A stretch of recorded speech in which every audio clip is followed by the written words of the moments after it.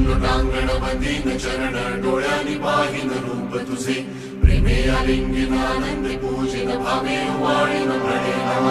त्वमेव माता च पिता त्वमेव त्वमेव बन्धुश्च सखा त्वमेव त्वमेव विद्या द्रविणं त्वमेव त्वमेव सर्वं मम देवदेव कायेन वाचा मनसेन्द्रियेण वा बुद्ध्यात्मना वा प्रकृतिस्वभावात् करोमि यत् सकलं परस्मै नारायणाय